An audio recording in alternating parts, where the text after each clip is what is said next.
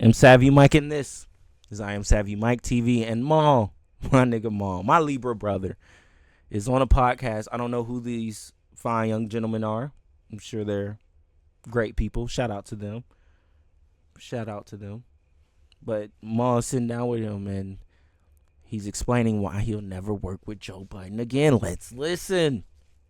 When you left not bringing this back up, but when you left, do you think y'all would ever be able to work again with Joe Buttons? Not saying on them, but I'm just saying even like in the same room, just like make peace or never. Me? I'm just answering for you me. personally. I can't speak for my partner. I'm talking about you. Never.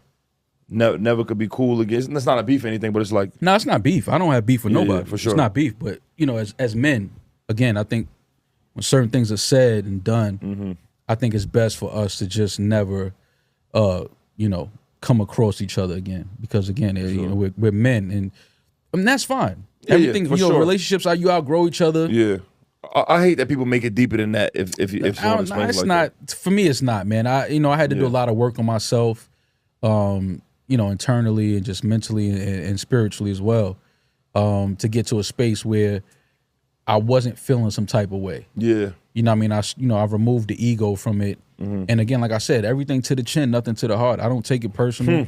It is what it is. Yeah, you know what I'm saying? I don't take it personal. It is what it is.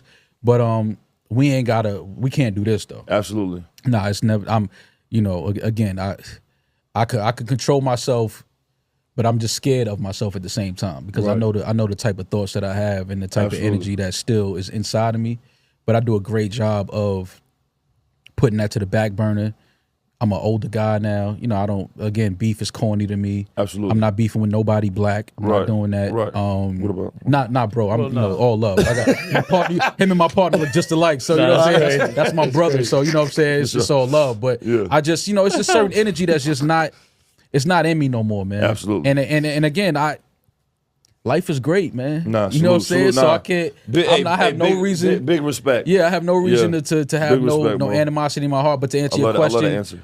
Nah, that chapter is closed. It's done. What's the biggest thing you did learn from being on that podcast as a podcaster? Like what did you take? What did you and Rory take from that and into y'all and go? You know what? We did learn this and take this from this, and now we utilize this a lot now. Game-wise. To be transparent with each other, whether it's business, whether it's personal. Like me and Rory have the same accountant.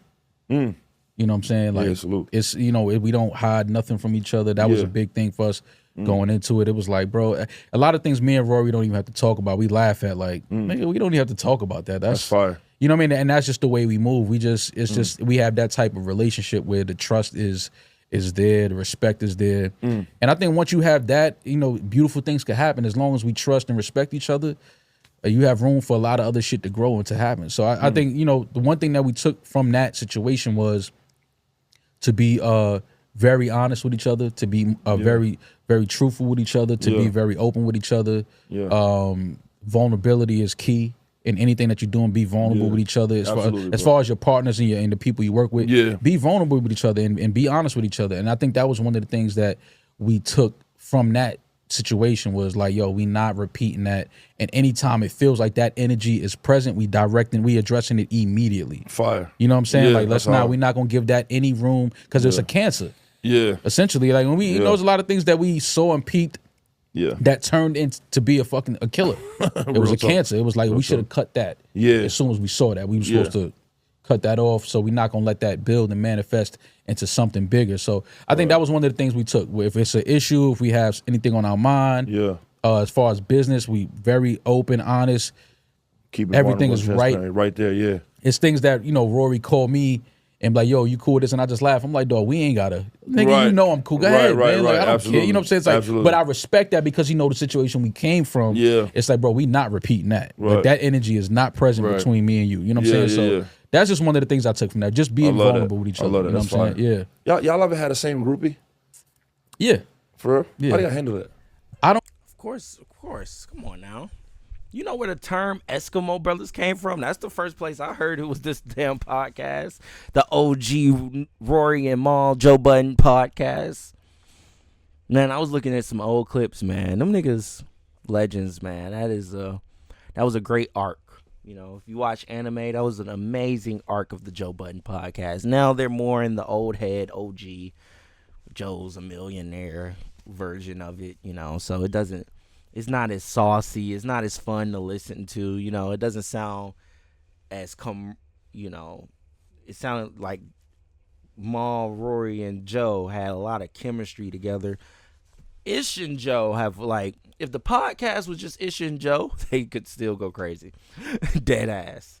Now, I like Ice. I like Parks. I like M4. I like Queens Flip. But if it was just Ish and Joe, but that's how you know, like, you know, Joe was longtime friends with these guys. All he had to do was just get the same accountant as them. Come on, Joe. Why you couldn't get the same accountant as Rory and Maul, bro? Just show them the books.